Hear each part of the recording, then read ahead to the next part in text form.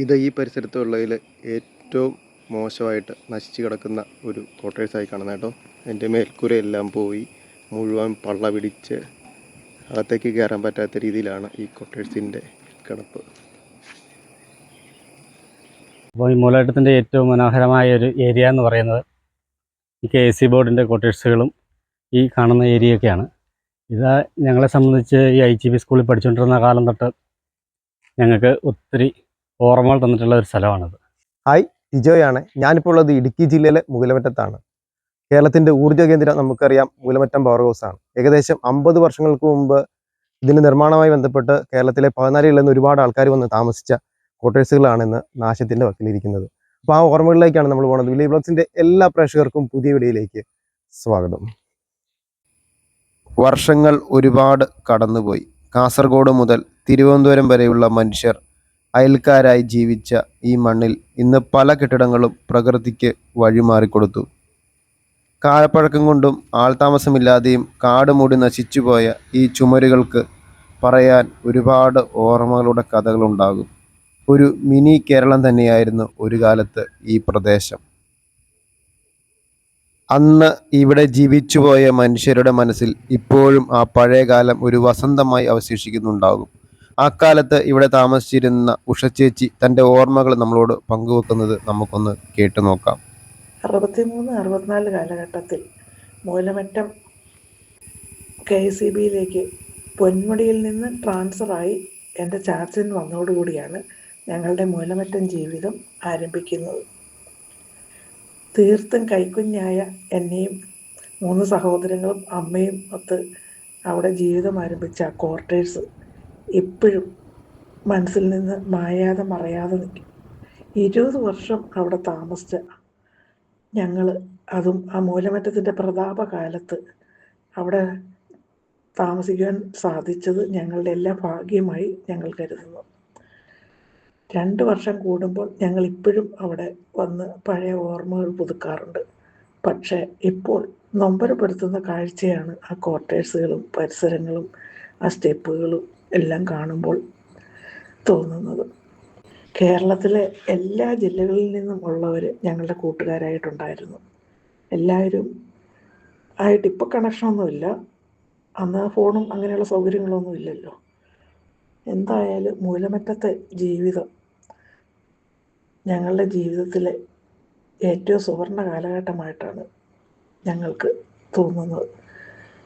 ആ സ്കൂളിൽ പോകാനുള്ള സ്കൂൾ ബസ്സും IHEBയിലായിരുന്നപ്പോൾ ചെറിയ പിക്കപ്പ്, ഈ പട്ടാളക്കാരുടെ ട്രക്ക് പോലത്തെ ചെറിയ പിക്കപ്പും, യാത്രാ സൗകര്യങ്ങൾ, ക്ലബിൽ ആ ഗ്രൗണ്ടിൽ IHEB പഠിച്ച് അവിടുത്തെ മത്സരങ്ങൾ, വോളിബോൾ, ബാസ്കറ്റ്ബോൾ എല്ലാം മത്സരങ്ങൾ ഈ സംസ്ഥാനത്തിൻ്റെ എല്ലാ ഭാഗങ്ങളിൽ നിന്നുള്ളവർ അവിടെ മത്സരിച്ച് ഞങ്ങളല്ലാതെ എന്നും മിക്കവാറും വൈകുന്നേരം പോയി അത് കാണാറും ഉണ്ടായിരുന്നു. അതിപ്പോൾ അവിടെ താമസിക്കുന്നവർക്ക് അതറിയില്ല, നേരത്തെ താമസിച്ചവർക്ക് ഇതെല്ലാം മനസ്സിലാവും. എന്തായാലും മൂലമറ്റം മനസ്സിൽ നിന്ന് മായാതെ മറയാതെ എന്നെന്നും ഞങ്ങളോടൊപ്പം ഉണ്ടാവും. അന്നൊക്കെ പവർ ഹൗസിൽ വിസിറ്റേഴ്സ് അലൗഡ് ആയതുകൊണ്ട് കൂടുതൽ കേരളത്തിൽ നിന്നുള്ള കൂടുതൽ പിള്ളേർ ട്രിപ്പായിട്ട് അവിടെ വന്നിട്ടുണ്ട്, സ്കൂളിൽ നിന്ന് എക്സ്കർഷൻ കൊണ്ടിരുന്നു. അങ്ങനെ ഒരുവിധം ഉള്ളവരെല്ലാം മൂലമറ്റം എന്ന് പറയുമ്പോൾ എല്ലാവരുടെയും മനസ്സിൽ തെളിഞ്ഞു കാണും. അന്നത്തെ സ്ഥിതിയും ഇന്നത്തെ സ്ഥിതിയും ഓർക്കുമ്പോൾ എല്ലാവർക്കും ഒരു നൊമ്പരപ്പെടുത്തുന്ന കാഴ്ചയാണ് ഇപ്പോൾ അവിടുത്തെ ക്വാർട്ടേഴ്സുകൾ എല്ലാം കാണുമ്പോൾ. സ്റ്റെപ്പുകളും എല്ലാം കാട് പിടിച്ച് എല്ലാം വളരെ വളരെ പരിതാപകരമായ ഒരവസ്ഥ. മൂലമറ്റം എന്തായാലും ഞങ്ങളുടെ ഹൃദയത്തിൽ എന്നെന്നും ഉണ്ടാവും. ഈ ക്യാമ്പസിലൂടെ മുന്നോട്ട് നടക്കുമ്പോൾ നമ്മളെ കാത്തിരിക്കുന്നത് മറ്റൊരു കാഴ്ചയാണ്. ഒരു വശത്ത് തകർന്നടിഞ്ഞ ഓർമ്മകളാണെങ്കിൽ മറുവശത്ത് 50 വർഷങ്ങൾക്കിപ്പുറവും ആ പഴയ പ്രൗഢിയുടെ ബാക്കി പത്രമായി ഇന്നും ചില ക്വാർട്ടേഴ്സുകളിൽ ആൾതാമസമുണ്ട്. മനുഷ്യൻ്റെ കോലാഹലങ്ങൾ ഒഴിഞ്ഞ കെട്ടിടങ്ങൾക്കിടയിൽ ഇന്നും ഇവിടെ ജീവൻ തുടിക്കുന്ന ചില വീടുകൾ നമുക്ക് കാണാം. അന്ന് 14 ജില്ലകളിൽ നിന്ന് വന്നവർ നട്ടുവളർത്തിയ ആ സൗഹൃദത്തിൻ്റെ വേരുകൾ ഇപ്പോഴും ഇവിടെയുള്ളവരുടെ മനസ്സിലുണ്ട്.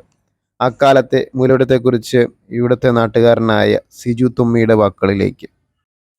ഹായ്, എൻ്റെ പേര് സിജു തുമ്മി. ഞാൻ ഈ മൂലമറ്റത്ത് വർഷങ്ങളായിട്ട് ഓട്ടോ ഓടിക്കുന്ന ഒരാളാണ്. അപ്പോൾ ഈ മൂലമറ്റത്തിൻ്റെ ഏറ്റവും മനോഹരമായ ഒരു ഏരിയ എന്ന് പറയുന്നത് ഈ KSC ബോർഡിൻ്റെ കോട്ടേഴ്സുകളും ഈ കാണുന്ന ഏരിയയൊക്കെയാണ്. ഇത് ഞങ്ങളെ സംബന്ധിച്ച് ഈ IGP സ്കൂളിൽ പഠിച്ചുകൊണ്ടിരുന്ന കാലം തൊട്ട് ഞങ്ങൾക്ക് ഒത്തിരി ഓർമ്മകൾ തന്നിട്ടുള്ള ഒരു സ്ഥലമാണിത്. ആ സ്ഥലത്തെക്കുറിച്ച് ഇപ്പോൾ അതിൻ്റെ അവസ്ഥ കാണുമ്പോൾ പരിതാപകരമെന്നേ പറയാൻ പറ്റുള്ളൂ. കാരണം ക്വാർട്ടേഴ്സുകളെല്ലാം നശിച്ചു പോയിക്കൊണ്ടിരിക്കുന്നു.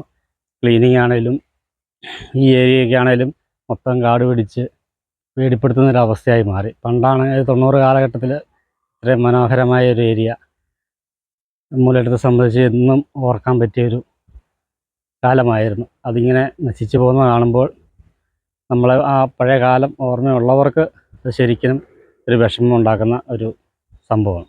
കാലം ഒരുപാട് മാറിയിരിക്കാം. ഒരുപക്ഷെ ഈ കെട്ടിടങ്ങളെല്ലാം നാളെ പൂർണ്ണമായും ഓർമ്മയായി മാറിയേക്കാം. എങ്കിലും മൂലമറ്റം ഫറോസിൻ്റെ ചരിത്രത്തെ ജീവസുറ്റതാക്കിയ ആ മനുഷ്യർ ജീവിച്ചു തീർത്ത ഈ ഇടങ്ങൾ വരും തലമുറയ്ക്കും ഒരു അത്ഭുതമാണ്. നിങ്ങളിൽ ആർക്കെങ്കിലും ഈ ക്വാർട്ടേഴ്സുകളുമായി ബന്ധപ്പെട്ട ഓർമ്മകളുണ്ടെങ്കിൽ ദയവായി കമൻറ്റ് ചെയ്യുക. അപ്പോൾ ഈ വീഡിയോ ഇഷ്ടമായി വിശ്വസിക്കുന്നു. ഇഷ്ടപ്പെട്ട തീർച്ചയായിട്ടും നിങ്ങൾ ലൈക്ക് ചെയ്യുക, കമൻറ്റ് ചെയ്യുക, സബ്സ്ക്രൈബ് ചെയ്യുക, ഹൈപ്പ് ചെയ്യുക. അപ്പോൾ അടുത്തൊരു മനോഹരമായ വീഡിയോ ആയിട്ട് വരുന്നവരേക്കും എല്ലാവർക്കും ബൈ ബൈ.